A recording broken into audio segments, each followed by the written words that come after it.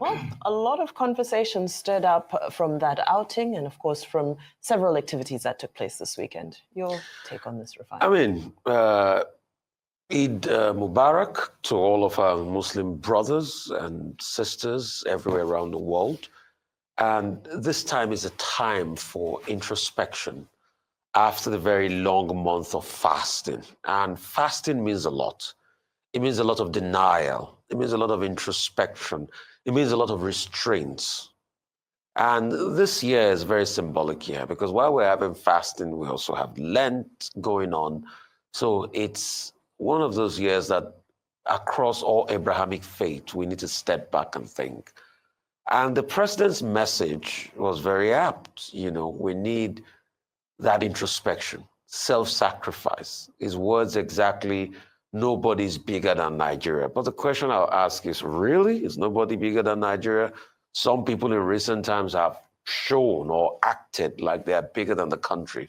But we must remind them that nobody's bigger than Nigeria. Talked about perseverance, talked about faithfulness to the cause, a grand cause of nation building, you know, which are very apt messaging. He also, you know, had the pleasure of receiving FCT minister with a delegation of residents of the FCT, Isom Wike.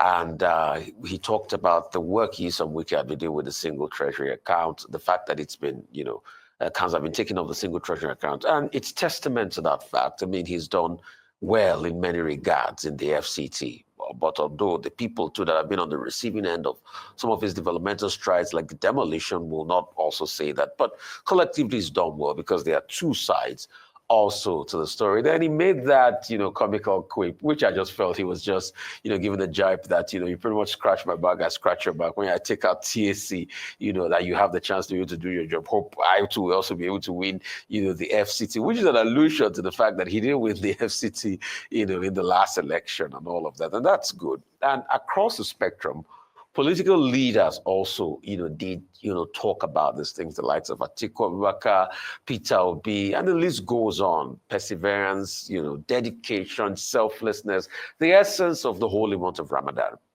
But the question I ask them is, do they really practice what they preach?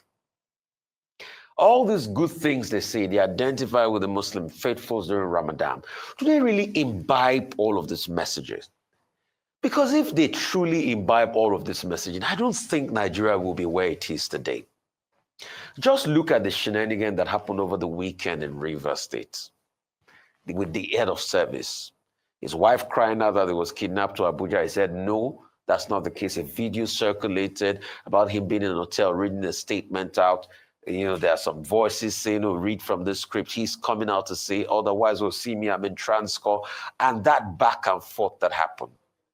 If our political leaders truly think of selflessness and Nigeria first, would all of that shenanigan really happen? If our political leaders really think of selflessness, will that Uromi incident really happen? That I condemn in its entirety because of the loss of life. And I also condemn any reprisal.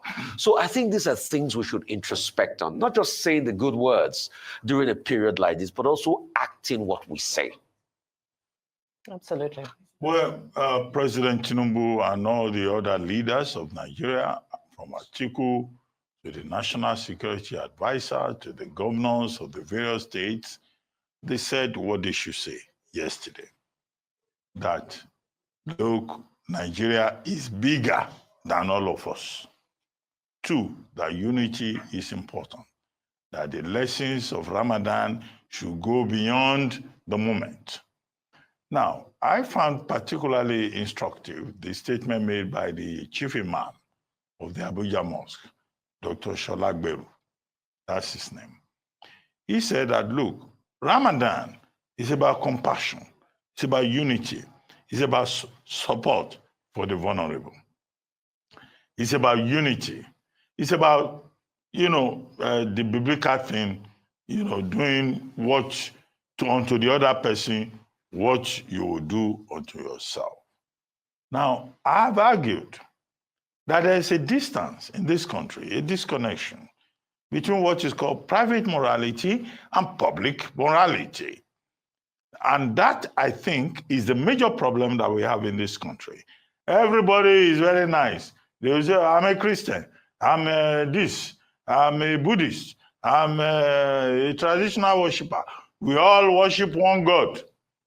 When you listen to them on the surface of it, everybody will say, do unto others as you will do unto yourself.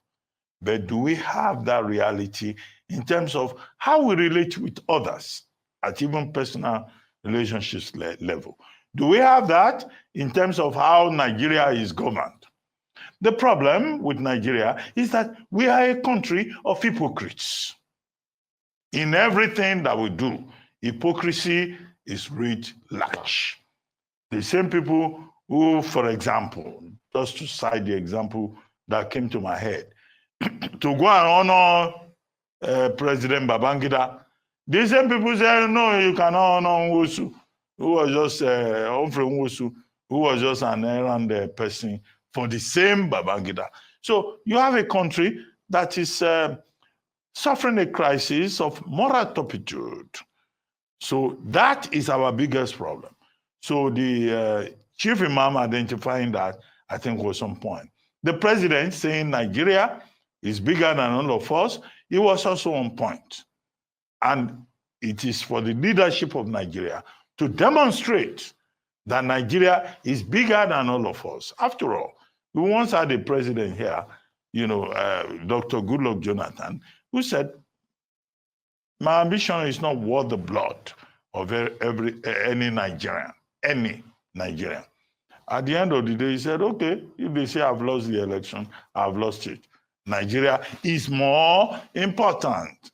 And its successors should also be committed to that ideal. The third point, which is a tricky point, was what President Tinubu said about Nyesom Wike, the Minister of the Federal Republic. The President of the Federal Republic has been consistent in commending Nyesom Wike. And he addressed the point about Treasury single account. Well, again, the point is that the president was on point. The Federal Capital Territory within the Constitution and in terms of operation is designed to operate as a state. Other states do not, give their revenues into the Treasury single account. Now, for a while in this country, that had been the tradition. The FCT being treated as a ministry. Actually, the FCT minister is actually like the governor of a 37th state. Now, what President Tinubu was saying is not new. It's about 2 years old. When he got there, he said, okay, if the FCT is going to be under the Treasury single account, it will, reduce the rate of development. And that the FCT is envisioned by the framers of the law as a standalone administration. And I think, and I don't want to argue the point, since I don't have the details, that perhaps it was because of that decision by President Tinubu, that Wike, with all his problems, seems to have been doing a lot in the Federal Capital Territory. If you look at what he has done in terms of infrastructure development, he has probably done better than persons who occupy that same position with him. So it will look in retrospect that decision, which is not new, which I say is 2 years old, is a wise decision on the part of President Tinubu. His statement about if you use it to favor PDP and all of that, I think that's just political rhetoric. He was speaking in jest, and that is also accommodated in politics. I hope someday somebody will do a research essay on how politicians joke and, the meaning and the non-meaning in terms of, how they crack jokes or throw, what did they call it? Jabs. Political jabs. So, so that's part of it. But what is more important is that the people of the FCT have benefited more from that decision that previous administrations did not take. Absolutely. And of course, Eid Mubarak.